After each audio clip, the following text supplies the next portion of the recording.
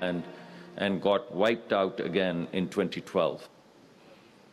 He left the farm for a while, tried to put food on the table for his children, and came back to farming once the water went down. And he was hit again in 2022. One flood after the other, his life got devastated. His livestock was washed away, his house was washed away, his children's schools was washed away, his family was displaced. And he finally gave up on farming and probably does some labor work somewhere in Karachi.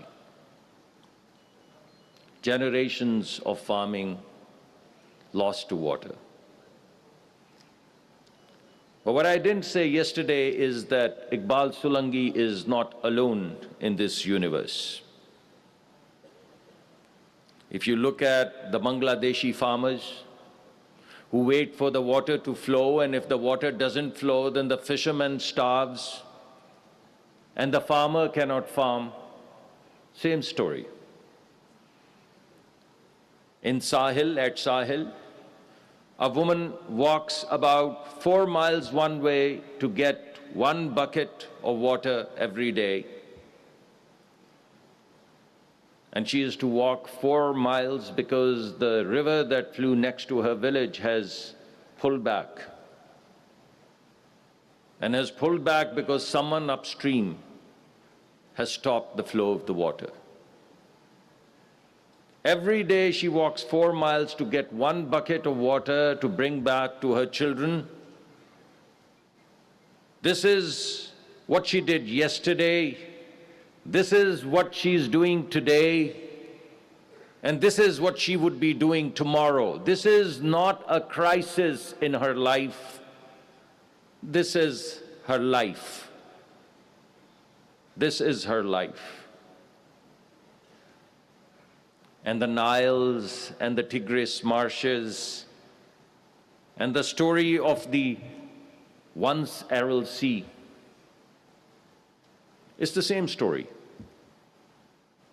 It's the exact same story of Iqbal Solanki. So not only is it the story of 120 million people in Pakistan who depend upon the farmlands, but it's a global story in Africa, in Bangladesh, by the flows of Mekong, everywhere it is the same story. We look at this story either as floods or droughts. But what we don't look at it is that it's not just the story of floods or scarcity of water. It's the story of water that you do not control. The danger is not just too little water or too much water. The danger is that someone else who is not you controls the tap through which your water is going to flow. My dear friend, Merali Shah, my colleague, he just showed you a graph. One day, the water flowing through Marala was 1,500 cusics. Then it became 78,000 cusics. And then it fell down to 1,500 cusics. And not one drop of rain to explain that. So the only thing that explains this phenomenon is that someone else, who's not Iqbal Solanki, has his hand on the tap that controls his water. And who pays? About 50% of our population depends upon agriculture. That's give or take 120 million people. 120 million people's livelihood depend upon this water. About a quarter of our GDP and 100% of our food security depends upon the flow of this water. So, ladies and gentlemen, friends, This is neither a crisis of climate nor a crisis of water. This is a crisis of justice. And that's how we would like the world to see it. Solangi didn't build the dams. Solangi didn't break any treaty. Solangi didn't elect the man who controls the tap. And yet it's Solangi's life that gets devastated. This is the crisis of justice. And it's not just water tragedy. It's not just the water tragedy. I would like you to note that the same neighbor that controls this water flow or claims that it controls the water flows is the third largest polluter of the world, third largest. And let's make it simple.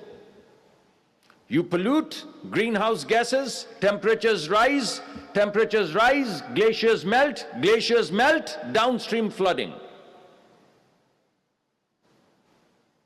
So the country that has created the furnace, which is burning the skies and burning the glaciers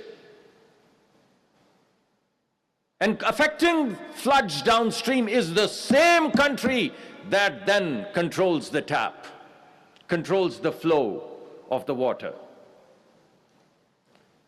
Now, how just is that? You burn, you flood, and you know what that burning and flooding means for us? 6,000 people dead. Over the past 15 years, 6,000 people. 6,000 people haven't died in a single war. 19,000 people injured or disabled. And 40 million people displaced, 40 million, 40, larger than most countries in Europe. Displaced for months, for 6 months. And if they're displaced for 3 months, 90 days, given our demography, 1.8 billion school days are lost. Imagine your child not going to school for 1 month. 1.8 billion school days lost. Because someone else decides when the water is going to flow and flood you. Someone else decides when the water is going to be stopped to the extent that your soil cracks because of dryness and is rendered useless forever. Someone else decides that. That is the crisis that we are talking about today. We have a treaty for this. We call it Indus Water Treaty, which is why we are all here today. When you want to test law, you test the law at its weakest point, not the strongest point. And this treaty is one of the strongest treaties of the world, not the weakest treaty. Let me say it again. If you want to test a policy or you want to test a law, you test it at its weakest point where it breaks to make sure that the justice is delivered. Now here, this is the strongest treaty the world has seen. It has survived 3 wars between 2 nuclear powers. If this treaty doesn't hold, ladies and gentlemen, no treaty in the world is worth the weight of the paper on which it's published. No world order post-Second World War holds today if this treaty doesn't hold. Because the order created after the Second World War, it all came out of these treaties. So what is the value of a treaty if one powerful country, and we don't consider them powerful, but one powerful country one day gets up and says, the treaty, well, it may well be, but it doesn't apply to me.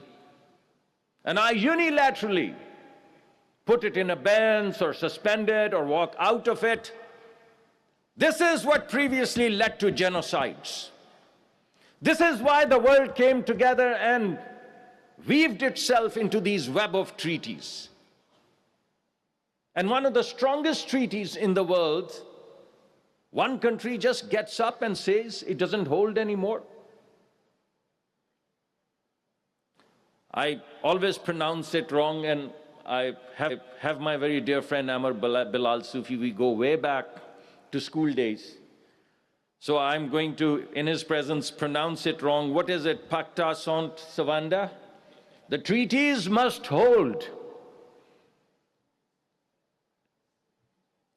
So my view is, ladies and gentlemen, it is not that the treaty has been suspended or put in abeyance. It is simply that the treaty has been revealed. And that's all there is to it. The treaty has not been put in abeyance. The treaty has been revealed to the world. Our friends went to the court, we went to the court, and the court upheld their point of view. I mean, there have been mixed, court has given mixed judgments. Sometimes they favored us, sometimes they favored our neighboring countries, and everyone said, all right, we'll go with whatever the international courts are saying. Now here the court passed a judgment and put limits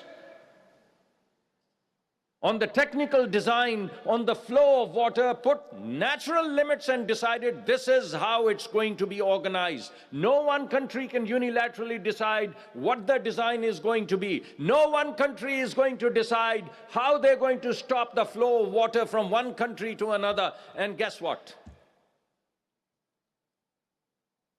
The country got up and said, I don't accept the jurisdiction.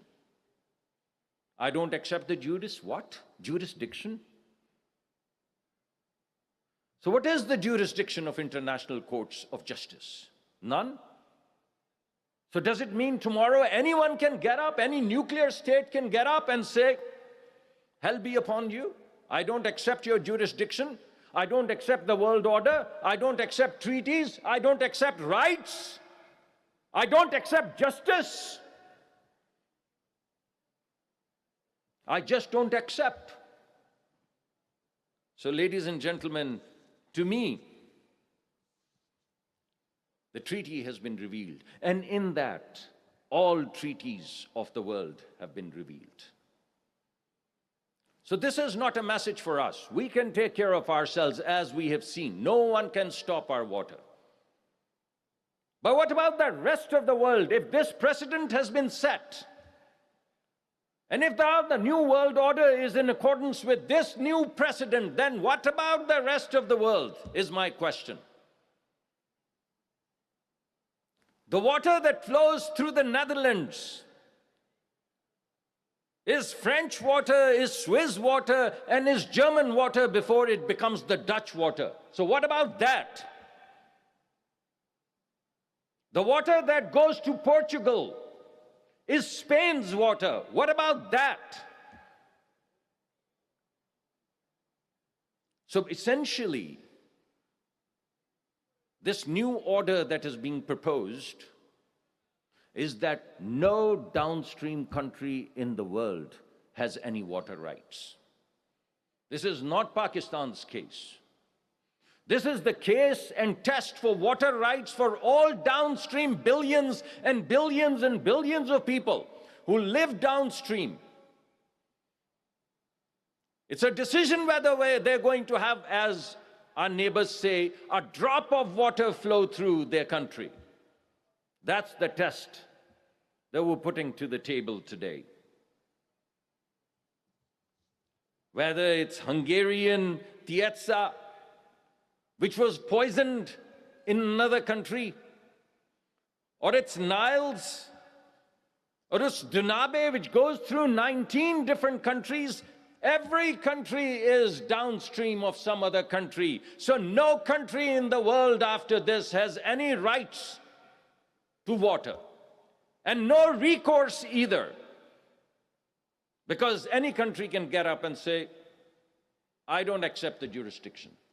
I do not accept the jurisdiction of this court. So this is a question that I put in front of all of you. Every other element of the world, you have organizations and laws that govern trade. You have organizations and laws that control nuclear proliferation. And you have no laws for water. You have no laws for agriculture, for food, for drinking water. What are you going to trade? What laws? So what am I urging us to do in our togetherness, all of the international experts today? No more declarations. It's tiring to go to these United Nations fora and come up with one declaration, non-binding declaration after another. There must be a covenant which has political consequences, which has economic consequences, which has diplomatic consequences. So rise now or hold your peace forever.